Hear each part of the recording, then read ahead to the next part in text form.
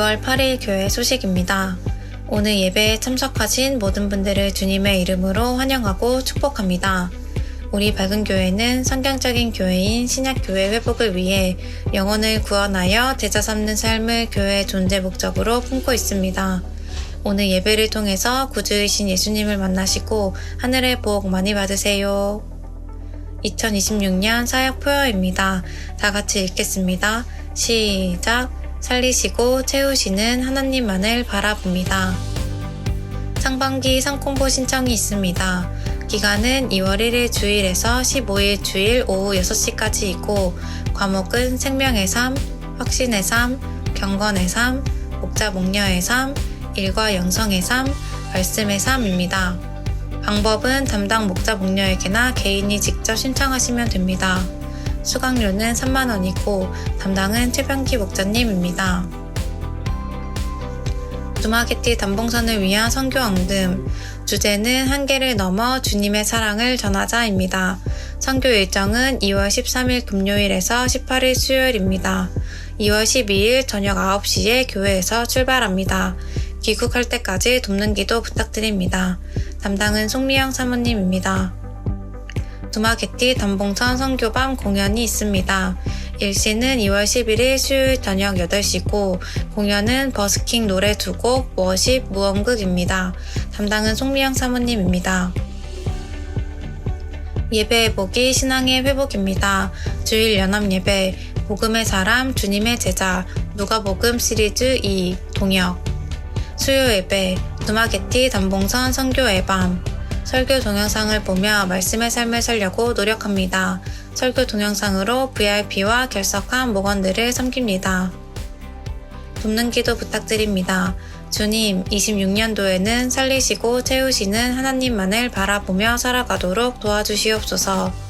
주님, 우리 모든 성도들이 정시 기도와 말씀 묵상을 통하여 성령님의 인도를 받으며 살아가도록 도와주시옵소서.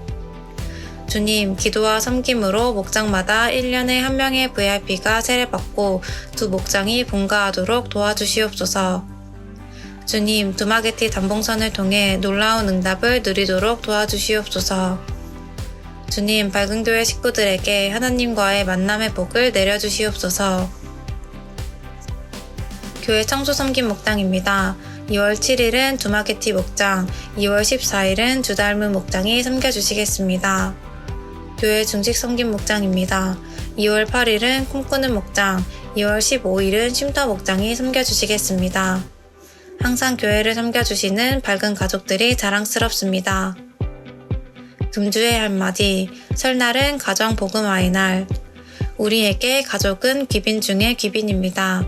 설날은 예수님을 믿지 않는 가족들을 하나님의 마음으로 인내하며 VIP로 섬기는 날입니다. 주님 은혜를 베풀어 주시옵소서.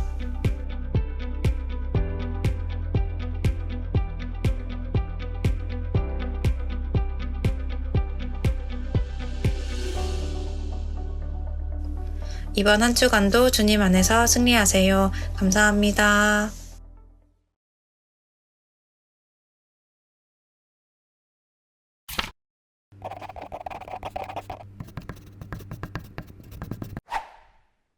지난주, 그 지난주 2주 동안 여러분 10일간의 뜨거운 함성 우리 세겹절 기도에 함께 해주셔서 너무 감사하고 응답 받으신 분도 있고 응답 받으실 분도 있고 하나님께서 주신 은혜가 여러 곳에서 충만했던 것 같아서 너무너무 감사하고 여러분 너무너무 수고하셨고 또 하나님께서 우리가 기도한 거 절대로 헛되지 않게 꼭 응답해 주실 줄로 믿습니다. 우리 마지막 날 우리 자녀들을 위하여 우리 부모된 우리 모든 지체들이 나와서 우리 자녀들에게 손을 얹고 기도하는 그 모습에 제가 참 감동이 되더라고요. 우리 아이들에게 하나님 주실 은혜가 있겠다. 우리 아이들이 그 기도를 받고 또 부모에게 있는 축복권이 있잖아요. 부모에게만 있는 그 축복의 권세를 가지고 우리 자녀들을 축복할 수 있어서 너무너무 감사했고요. 또 한 가지는 이번에 나오지 못한 우리 자녀들까지 하나님께 우리가 기도했잖아요. 5분 동안 그 자녀들이 꼭 함께해서 정말 하늘의 복을 누리며 살 수 있는 우리 자녀들이 될 수 있도록 우리가 계속 기도한다는 것 참 중요한 것 같습니다. 우리가 마음을 함께해서 계속 우리 자녀들이 회복되어지고 주님께 나와서 하늘의 복을 누리며 살 수 있도록 기도해 주시기를 부탁드립니다. 앞으로 우리 교회에 주실 은혜를 기대하면서 여러분들을 축복합니다. 오늘 주제입니다. 복음의 확장은 동역이다. 복음의 확장은 동역이다. 시작. 복음의 확장은 동역이다. 누가복음을 기록한 누가는 자기가 지금 기록하고 있는 내용을 이방인들에게 전하려고 하거든요. 근데 이방인들이 원하는 것이 무엇인지 누가는 정확하게 알고 있었어요. 왜 알고 있었을까요? 누가가 이방인이었기 때문에. 만약 자기에게 누군가가 복음을 전한다면 이렇게 전했다면 너무 좋았겠다 싶은 내용으로 누가복음을 지금 쓰고 있는 거거든요.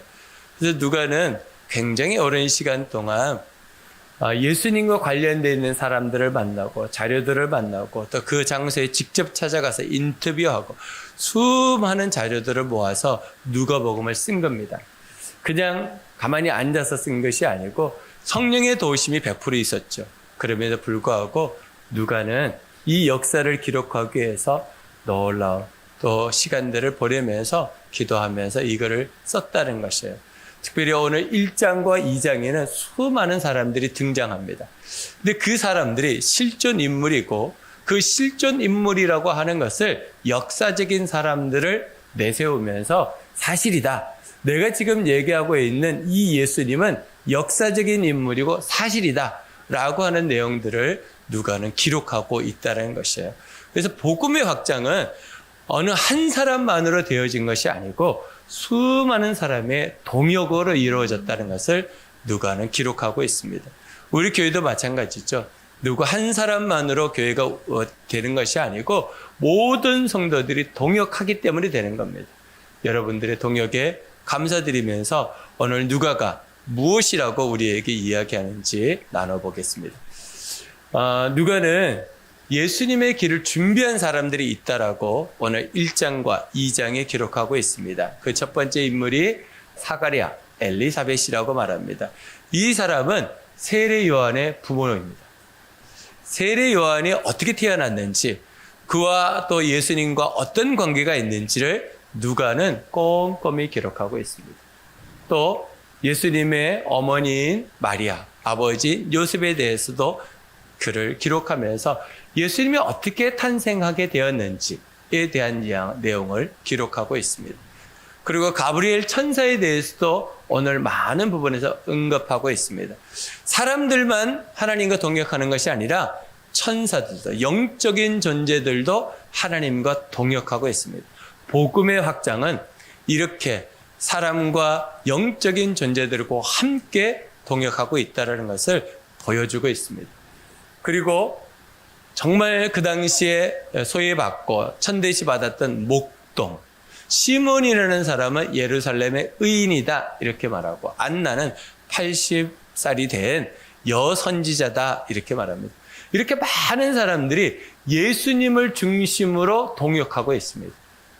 그러니 누가는 지금 무엇을 이방인들에게 말해주고 싶으냐면 내가 지금 기록하고 있는 이 기록은 사실이지 그냥 내가 지어낸 이야기가 아니다. 왜냐하면 그 당시에 존재하고 있는 사람들의 이름이 거명되고 있기 때문에.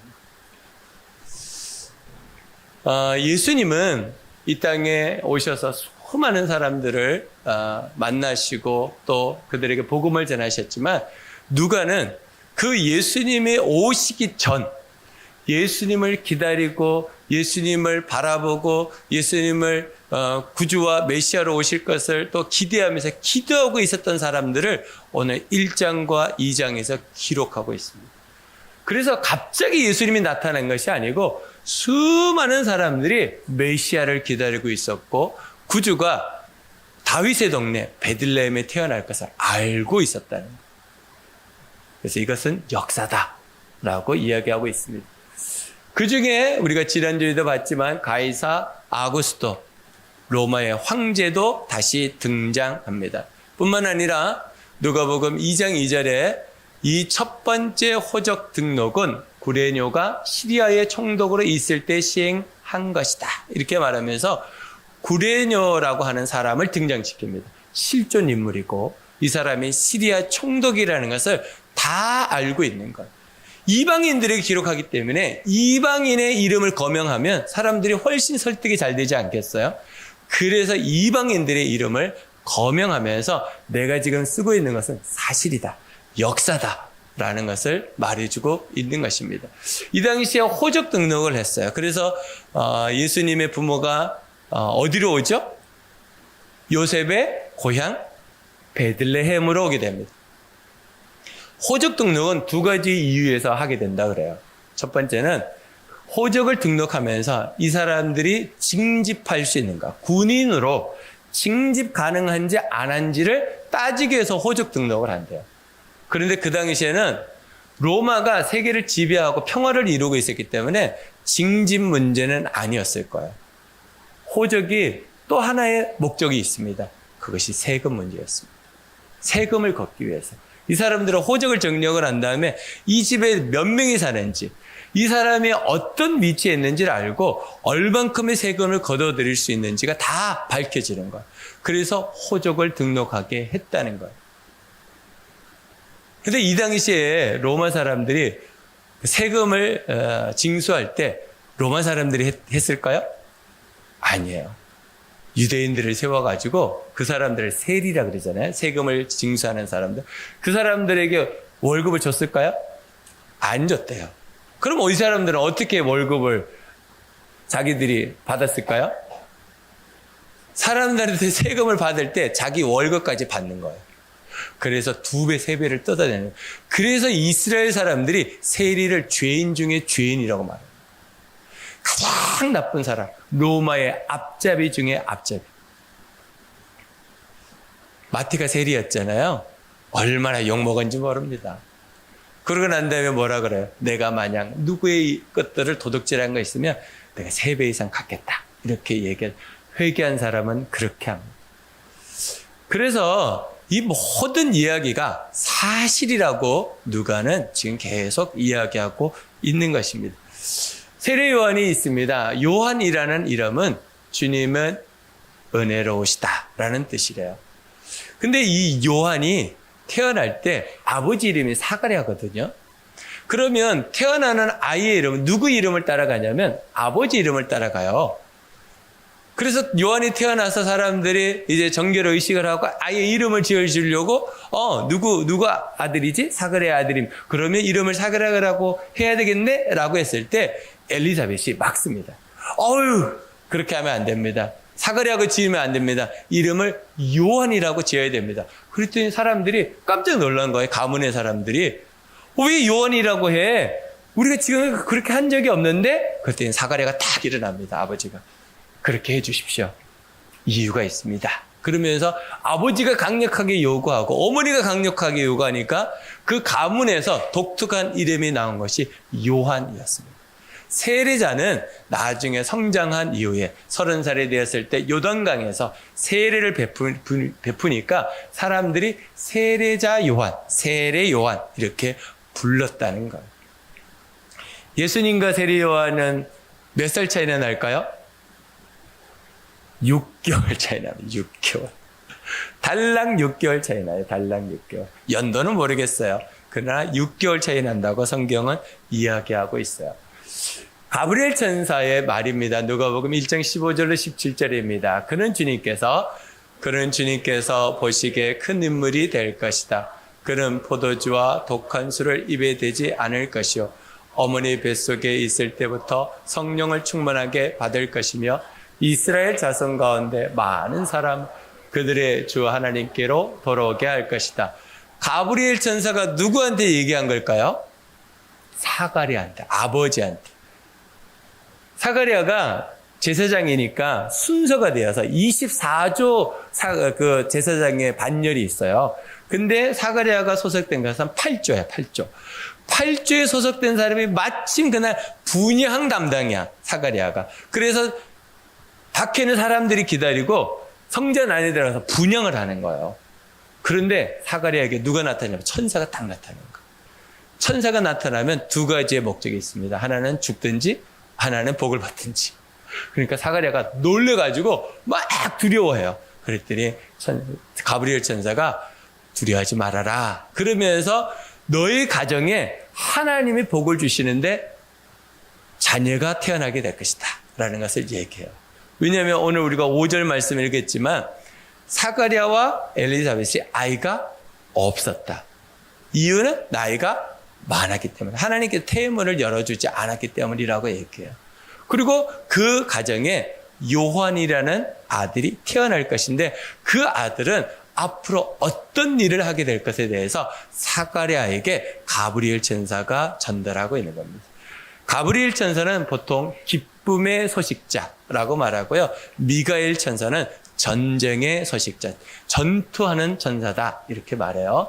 17절을 보겠습니다. 그는 또한 엘리야의 심령과 능력을 가지고 주님보다 앞서 와서 부모의 마음을 자녀에게로 돌아오게 하고 거역하는 자들을 의인의 지혜의 길로 돌아서게 해서 주님을 맞이할 준비가 된 백성을 마련할 것이다. 그러니까 세례 요한은 어떤 사명을 가지고 태어났냐면 앞으로 메시아가 올 건데 그 메시아의 길을 준비하는, 사람들에게 메시아가 온다는 것을 정확하게 전해주는 사람이 바로 세례 요한이었다는 거예요. 세례 요한은 태어나기 전에 벌써 사명이 주어졌다. 사가랴와 엘리사벳은 이것을 알고 있었다라는 거예요. 누가가 왜 이것을 기록할까요? 예수님과 관련이 있기 때문에. 가브리엘 천사가 누가복음 1장 31절에 또 나타납니다. 보아라 그대가 잉태하여 아들을 낳을 터인 그의 이름을 예수라고 하여라. 누구에게 나타난 걸까요? 마리아에게. 예수의 어머니 마리아에게 나타났어요. 근데 마리아는 처녀였어요. 엘리사벳은 교린이라도 했지. 근데 마리아는 처녀였어요. 그런데 처녀가 잉태했다는 거예요. 이거는 굉장히 두려운 얘기입니다. 그 당시의 법으로는 돌에 맞아 죽어야 됩니다. 처녀가 잉태하면 이스라엘은 그렇게 했어요. 몇 년 전에 뉴스에도 나왔죠. 파키스탄에서 임신한 처녀를 길가에서 동네 사람들 돌로 쳐서 죽였다. 그게 뉴스에 나올 정도로 지금도 자행되고 있는 이 이슬람 사람들은 그렇게 하고 있습니다. 그러니 이 마리아가 얼마나 두려웠을까요? 생각을 해보세요. 우리가 지금 생각하기에는 그게 뭐라고 해요. 법이 그렇다. 그 법. 그러니까 이게 들통나면 죽는 거예요. 그러니까 마음에 두려움이 있는데 이렇게 얘기하는 거야. 너에게 예수가 태어날 거다. 예수라는 이름의 뜻이 뭐죠? 그의 백성의 죄를 구원할 자. 그 예수가 좋긴 해. 그런데 난 처녀야. 처녀가 만약에 이게 탄로나면 죽는 거예요. 그런데 마리아에게 가브리엘 천사가 한 가지 얘기를 더 해줘요. 그게 뭐였냐면 너의 사촌 엘리자벳 있잖아. 네, 있죠. 나이가 많잖아. 그렇죠. 아이가 없잖아. 그렇죠. 임신했다? 그랬더니 마리아가 깜짝 놀라는 거예요. 어떻게 그렇게 나이 많은 할머니가 임신할 수 있냐는 거예요. 그랬더니 마리아가 자기도 임신했잖아요. 그러니까 어디로 가요? 엘리사벳한테 확인하러 가요. 그 얘기를 보겠습니다. 엘리사벳의 고백입니다. 누가복음 1장 42절 43절입니다. 큰 소리로 외쳐 말하였다. 그대는 여자들 가운데서 복을 받았고 그대의 태중의 아이도 복을 받았습니다. 내 주님의 어머니께서 내게 오시다니 이것이 어찌된 일입니까? 이게 어떤 일이냐면 마리아가 엘리사벳을 방문했어요. 방문했는데 방문하자마자 엘리사벳의 뱃속에 있는 세례 요한이 태중에서 막 태동을 너무 심하게 하는 거야. 그런데 그때 성령이 엘리사벳에게 임해요. 그러면서 이 고백을 하는 거야. 나도 임신했지만 너도 임신했구나. 야, 근데 네 태중에 있는 그분이 주님이야. 너는 여자 중에 가장 복받은 여자야. 마리아가 이것을 알리고 갔을까요? 지금 자기는 확인하러 가는 거잖아요. 그러니까 알릴 수가 없는 거야. 그 당시 핸드폰이 있었을까? 여러분, 나사렛에서 이 예루살렘까지 오는 게 가까운 거리가 아니야. 몇백 킬로예요. 그리고 사마리아 땅으로 질러 오면 빠르지만 이거 요단으로 건너서 돌아와야 되기 때문에 굉장히 먼 거리예요. 그 먼 거리를 왜 갔을까요? 죽는 것보다 나으니까. 확인을 해야 될 거 아니야, 자기가. 내가 진짜 가브리엘 천사 말이 진짜인지 믿기는 했지만 확인을 하고 싶은 거. 갔더니 확인이 된 거. 왜 이런 얘기를 누가가 썼을까요? 사실이다. 예수님의 탄생이 갑자기 신화처럼 만들어진 게 아니고 모든 상황과 여건이 사실이라는 것을 증명해주고 있다는 겁니다. 사가랴의 예언입니다. 누가복음 1장 76절 77절입니다. 아가야 너는 더없이 높으신 분의 예언자라 불릴 것이니 주님보다 앞서가서 그의 길을 예비하고 죄사함을 받아서 구원을 얻는 지식을 그의 백성에게 가르쳐 줄 것이다. 이것은 누가 누구에게 얘기한 걸까요? 사가랴가 아들 요한한테 얘기하고 있는 거예요. 하나님께서 주셨던 그 예언의 말씀을 자기 아들한테 축복하고 있는 것입니다. 누가는 하나도 놓치지 않고 했어요. 모든 과정을 기록하면서 사실이다라는 것을 말해주고 있습니다. 가브리엘 천사의 찬양입니다. 2장 10절로 11절입니다. 천사가 그들에게 말하였다. 두려워하지 말아라. 나는 온 백성에게 큰 기쁨이 될 소식을 너희에게 전하여 준다. 오늘 다윗의 동네에서 너희에게 구주가 나셨으니 그는 곧 그리스도 주님이시다. 이건 가브리엘 천사가 누구한테 얘기한 걸까요? 목동들한테 얘기한 거예요. 목동들이 밤에 양들을 지키고 있는데 갑자기 가브리엘 천사가 나왔어. 그랬더니 목동들이 두려워하는 거야. 막 두려워 떨고 있어. 그랬더니 가브리엘 천사가 두려워하지 마. 그러면서 이 얘기를 기쁜 소식을 전해주러 와서 너희 동네 베들레헴에 구주가 나셨어. 근데 이들도 구주를 기다리고 있었단 말이에요. 그리고 이들이 큰 별을 보고 따라가죠. 그래서 마구간 앞에 멈추니까 그들이 그 안에서 애기 소리가 들리니까 이야 진짜 가브리엘 천사가 말한 대로 애기가 태어났구나. 그리고 들어가서 경배하잖아요. 이 모든 내용들 하나님께서 누가를 통해서 기록하게 하면서 예수님의 탄생이 사실이다라는 것을 알려주고 있습니다. 누가복음 2장 23절로 24절입니다. 그것은 주님의 율법에 기록된 바 어머니의 태를 처음 여는 산의 아이마다 주님의 거룩한 사람으로 불릴 것이다. 한 대로 한 것이요. 또 주님의 율법에 이른 바 산비둘기 한 쌍이나 어린 집비둘기 2마리를 드려야 한다. 한 대로 희생제물을 드리기 위한 것이다. 이게 예수님이 이제 정결의식 할례를 받아야 될 때 이 장면을 성경에 있는 그대로 했다. 위에 것은 23절은 출애굽기의 말씀이고요. 24절은 레위기의 말씀이에요. 그러니까 아이가 할례를 받을 때 이렇게 해야 되는 거예요. 근데 예수님이 왜 이렇게 하셨을까? 부모님들은 왜 이렇게 하셨을까? 그것은 예수님조차 하나님 말씀대로 그대로 하셨다는 것을 보여주기 위해서 누가는 의도적으로 기록하고 있는 거예요. 왜 그럴까요? 이 글을 읽는 사람들에게 너희들도 예수님처럼 말씀대로 살아야 돼 라고 이야기하고 있는 거예요. 그러니까 우리가 말씀대로 살아야 되는 것은 마땅한 일인 것이죠. 예수님조차도 말씀대로 사셨기 때문입니다. 시몬이라는 사람이 있습니다. 이 사람은 예루살렘의 의인이라고 그랬죠. 나이가 많은 사람이에요. 그런데 이 사람이 예루살렘의 성전에 와서 날마다 기도하는 사람이에요. 근데 마침 그날 예수님이 할례 받으러 온 거예요. 그런데 예수님만 왔을까요? 할례 받으러? 그 날짜에 모든 지방에서 예수님만 태어났을까요? 그러지 않을 거예요.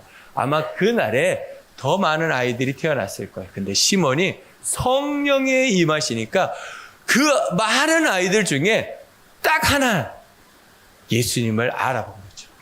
그러면서 찬양합니다. 주님, 이제 주님께서는 주님의 말씀을 따라 이 종을 세상에서 평안히 떠나게 해 주십니다. 내 눈이 주님의 구원을 보았습니다.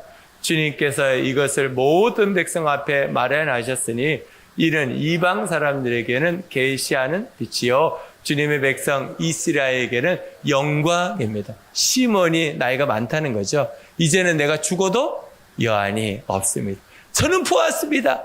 하나님이 보내주신다고 했던 그 메시아를 내가 오늘 봤으니까 나는 이제 죽어도 여한이 없습니다.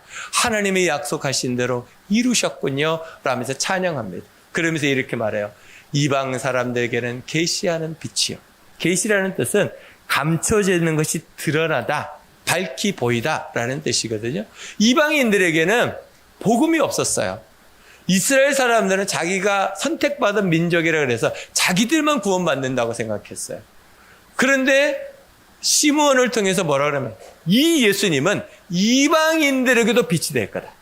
이방인들에게도 복음을 전해줄 거다. 왜요? 누가가 자기가 이방인이잖아요.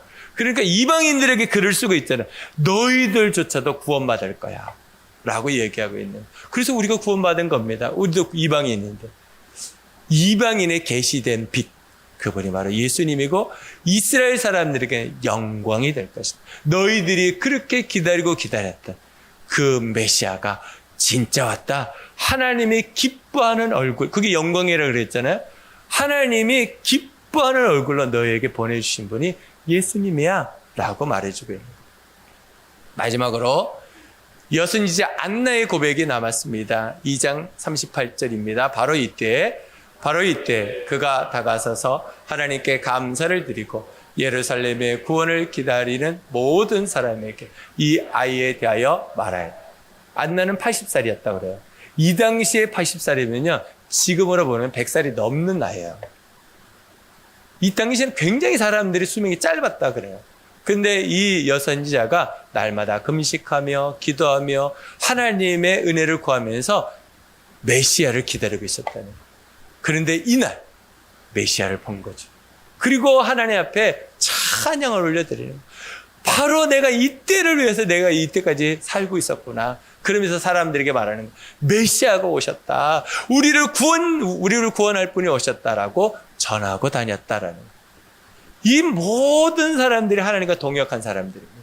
예수님이 갑자기 나타난 것이 아니라 수많은 사람들이 하나님과 동역하면서 예수 그리스도의 복음을 준비하고 있었고 전하고 있었다는 거예요. 여러분, 이 당시에 누가가 있었다면 이 시대에 누가가 있습니다. 제가 세 사람을 소개하려고 합니다. 첫 번째 사람입니다. 혹시 아십니까? 모르실 겁니다. 이 사람의 이름은 루 윌리스라는 사람입니다. 미국 사람이고 장교입니다. 아주 박식한 사람이고 글을 많이 쓰는 문학가이기도 합니다. 그런데 이 사람은 예수님을 믿지 않았습니다. 주변 사람들이 예수 믿는 사람들이 많았어요. 예수님 믿어라. 예수님 정말 살아계신다. 그건 역사다. 그랬더니 루 윌리스가 열받았어요. 내가 그걸 가짜라고 내가 증명해내겠다. 그래서 도서관에 들어가서 수많은 서적들을 보면서 연구했습니다. 어떻게 됐을까요? 결국에는 예수님을 믿을 수밖에 없게 됐습니다. 그래서 이 사람이 글을 썼습니다. 유명한 것. 지금까지도 베스트셀러인 벤 허를 쓴 사람입니다. 이 사람이 그 당시에 누가였습니다. 사람들에게, 예수를 믿지 않는 사람들에게 가서 나도 예수님 안 믿었다. 믿겨지지 않았다. 믿을 수가 없었다. 그런데 내가 공부하고 연구하고 조사해보니까 진짜 예수님 맞더라. 여러분, 예수님 믿으십시오. 누가처럼 복음을 전했던 사람입니다. 이와 같은 사람이 또 있습니다. 혹시 누군지 아십니까? C.S. 루이스라고 하는 영국 사람입니다. 이 사람은 아주 지식이 높은 사람이에요. 배운 게 너무 많아서 예수를 안 믿었어요. 옥스퍼드 교수였습니다. 주변에 있는 사람들이 예수님 믿으라고 그렇게 전도해도 까딱도 하지 않았던 사람입니다. 이 사람의 친구가 돌킨이라는 사람입니다. 반지의 제왕을 썼던 사람. 그런데 이 사람도 내가 증명해내겠다. 예수가 아니라는 거, 가짜라는 거 하다가 예수님을 믿게 됐습니다. 믿고 난 다음에 수많은 책을 썼습니다. 이 사람의 현대 누가였습니다. 우리가 잘 아는 나니아 연대기, C.S. 루이스가 쓴 겁니다. 복음을 전하기 위해서. 여러분, 예수님은 진짜로 역사 인물이고 진짜로 살아계셨고 우리에게 구조 주인이십니다. 이런 누가들이 지금도 엄청 많이 있습니다. 우리나라에 한 분을 소개하려고 합니다. 누굴까요? 고 이혜령 교수입니다. 이 사람도 아주 고집불통이었습니다. 예수 웃기지 마. 예수 믿는 사람들 막 욕하고 다녔어요. 제자들이 예수 믿으면 너희들 그게 뭔 줄 알고 믿냐? 막 핀잔 줬던 사람입니다. 그런데 그 딸 고 이민아 목사가 예수를 믿고 난 다음에 아빠 예수님 믿어. 야, 너 미국 가들이 잘못됐구나. 전화 끊어버리고 연락도 안 하고. 그런데 목사가 되는데 딸이 너무 아파. 딸이 너무 아파 고칠 수가 없어. 그런데 그 딸이 고쳐지는 걸 보면서 이야, 내가 생각한 것 이상의 초월자가 계시는구나. 그러면서 예수님을 믿게 되었습니다. 그래서 세례를 받고 쓴 책이 지성에서 영성으로 라는 책을 쓰고 죽는 날까지 누가로 살았습니다. 여러분, 예수님 정말 살아계십니다. 저도 몰랐습니다. 예수님이 진짜 계신지. 여러분, 예수님 믿으십시오. 평생 복음 전하다 돌아가셨어요. 여러분, 우리가 지금 누가로 살아야 됩니다. 누가는 이방인으로 살다가 예수님 몰랐어요. 그런데 복음을 듣고 예수님을 믿게 됐어요. 그러니까 이방에 있는 사람들이 얼마나 긍휼하게 보이겠어요. 불쌍하겠어요. 나와 같은 사람들이 얼마나 많은데 그들을 위해서 글을 써야 되겠다. 그러니까 얼마나 조사를 했겠어요. 설득하기 위해서. 이방인들이 얼마나 머릿속에 다른 것들이 많이 들어가 있겠어요. 그러니까 누가는 이들을 설득하기 위해서 엄청난 연구와 자료를 모은 거예요. 그리고 꼼꼼하게 누가복음을 기록하기 시작한 겁니다. 여러분, 예수님을 믿으십시오. 예수님은 역사입니다. 사실입니다. 진짜입니다. 여러분, 흔들릴 때마다 예수님은 정말 사실이지. 여러분, 이수신 장군 없다고 누가 말합니까? 봤습니까, 여러분? 보지도 못해놓고 여러분 믿잖아요. 이수신 장군이 진짜 있었다고. 거북선 봤습니까? 못 봤잖아요. 근데 있었다고 진짜 믿잖아요. 근데 왜 예수님 안 믿죠? 이렇게 많은 자료가 있고 이렇게 많은 사람들이 예수님 믿고 있는데. 여러분, 예수님은 우리의 구주로 메시아로 오셨습니다. 이 예수님을 믿는 것은 사실을 믿는 것이고 역사를 믿는 것입니다. 누가의 마음은 이랬을 겁니다. 예수님은 진짜 역사적인 인물이시다. 그 마음을 가지고 누가복음을 쓴 겁니다. 예수님은 우리의 구원자, 메시아로 오셨다. 이것을 전해주고 싶었던 걸까요? 세상의 모든 사람들이 예수님을 믿고 있다. 나만 믿는 거 아니다. 얼마나 많은 사람들이 예수님 믿고 있는지 모른다. 이것을 누가는 누가복음에 계속 기록하고 있는 거.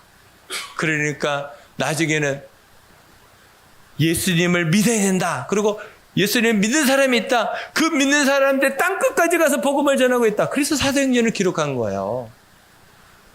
누가는 지금 이방인들에게 무슨 얘기를 하고 싶으냐면 여러분들 예수님 좀 믿으십시오. 제가 왜 누가복음을 선택했을까요? 왜 하나님이 저를 통해서 누가복음을 전하게 하셨을까요? 저는 누가와 같은 마음입니다. 저는 우리 성도들이 정말 예수님 믿었으면 좋겠어요. 어떤 상황과 여건 가운데서도 정말 예수님이 진짜다, 사실이다, 역사적인 분이시다, 이걸 믿기를 원하는 것이죠. 네 번째는 그러니 꼭 예수님을 믿으십시오. 저는 그 얘기를 하고 싶습니다. 그래서 여러분들이 누구를 만나든지 누가가 되십시오. 하나님이 나를 이 시대에 누가로 세우셨구나. 여러분, 연약하고 부족한 거 있을 겁니다. 근데 그것이 복음을 전하는데 도구가 됩니다. 잘난 사람이 복음 전하는 게 아니고 보니까 연약한 사람이 복음 전하더라고요.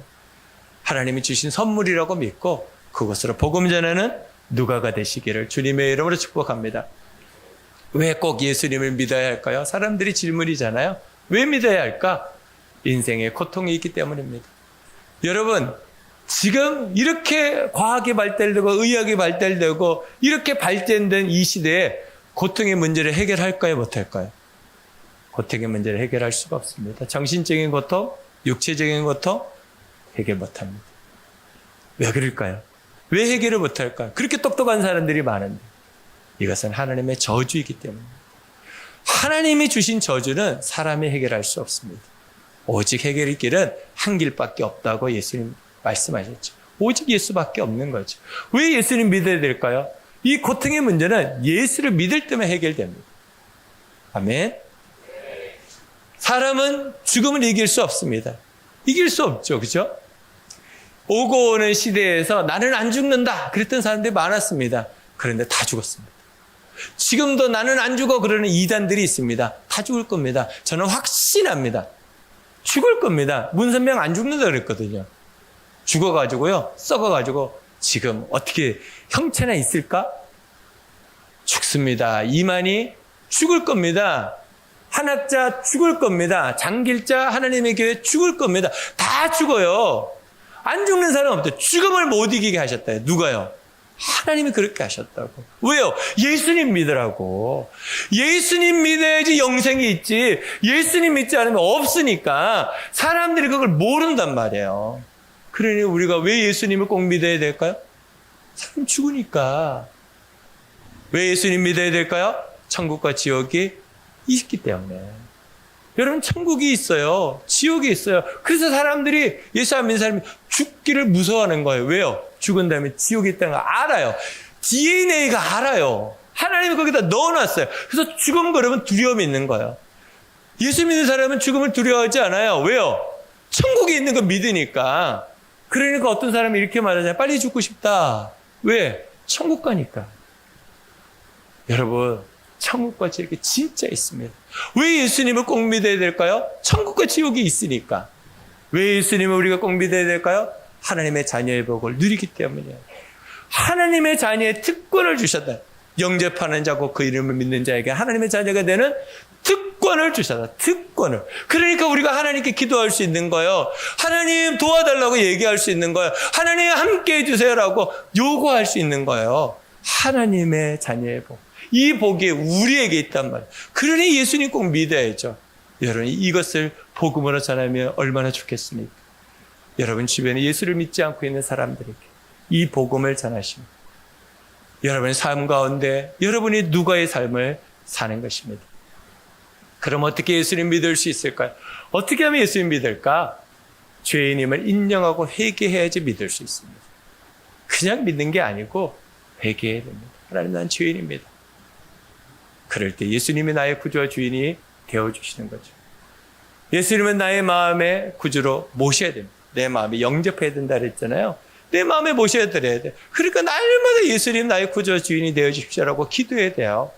여러분 삶 속에, 여러분 가정에, 여러분의 자녀들, 여러분의 일터, 여러분 목장에, 여러분의 삶 가운데 계속해서 예수님이 나의 구주와 주인이십니다라고 영접해야 돼요. 모셔드려야 돼요. 그러지 않으면 우리는 날마다 흔들려요. 여러분 삶 속에 예수님을 모셔드리시기를 주님의 이름으로 축복합니다. 세 번째는 성경 말씀대로 살아야 됩니다. 성경 말씀, 예수님도 성경대로 사셨다 그랬잖아요. 성경대로 오시고 성경대로 사시고 성경대로 주시고 성경대로 부활하시고 성경대로 승천하셨다 그랬잖아요. 성경대로 살아야 됩니다. 그게 우리가 살 길입니다. 네 번째는 교회 공동체 안에 있어야 됩니다. 여러분, 교회 공동체 밖에 있으면 안 돼요. 분명히 말씀하셔서 성령도 하나고 교회 공동체도 하나다. 공동체 안에 있어야 된다고 말했어요. 왜요? 우리가 지체니까. 우리가 주님의 몸이니까 지체들이 모여서 한 몸을 이루고 그의 머리 대신 예수 그리스도를 섬겨야 되니까 교회 공동체 안에 있어야 됩니다. 교회 공동체 밖에 나가면 안 됩니다. 그러니 우리가 교회를 섬기고 세워가는 일은 너무나 소중한 일인 것이죠. 마지막으로 부르심과 맡기심을 따라 순종하며 살아야 됩니다. 부르심은 하나님께서 각자의 부르심이 있어요. 다 달라요. 목사라고 다 똑같은 목사가 아니고 목사마다 부르심이 있어요. 여러분들도 하나님 부르심이 있다고요. 하나님께서 여러분 일터로 부르셨으면 그 일터에서 충성하는 거죠. 엄마로 부르셨고 아빠로 부르셨고 여러분들을 다양하게 부르셨다고요. 하나님께서 소명하신다고, 콜링하신다고. 그 부르심 앞에는 꼭 뭐가 있냐면 맡기심이 있어요. 이것을 우리가 사명이라 그래요. 그 사명을 우리가 순종하며 갈 때 예수 그리스도께서 우리를 통해서 일하신다고. 그 사람을 우리는 누가라고 말합니다. 저는 여러분들이 누가로 살았으면 좋겠어요. 여러분 주변에 정말 예수님을 모르는 사람들한테 어떻게 하면 저 사람한테 복음을 전할 수 있을까? 누가처럼 고민하고 누가처럼 기도하고 누가처럼 준비해서 예수 그리스도가 진짜다. 예수 그리스도가 진짜 역사적인 인물이시다. 우리의 구주 주인이다. 이 복음 꼭 전하셔서 영혼 구원하는 모든 성도들이 되시기를 주님의 이름으로 축복합니다. 말씀 같이 읽고 마칩니다. 로마서 10장 9절로 10절입니다. 당신이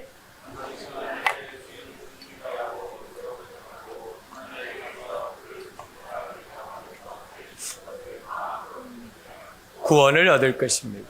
사람은 마음으로 믿어서 의에 이르고 입으로 고백해서 구원에 이르게 됩니다. 예수님을 고백하게 하시고 예수님을 마음에 영접하게 하시면 그들에게 주님은 구원을 주십니다. 누가는 이것을 소원했고 이것을 위해서 누가복음을 기록했습니다. 저는 우리 모든 성도들이 누가와 같은 마음으로 한 주간을 살아가시기를 주님의 이름으로 축복합니다. 기도하겠습니다.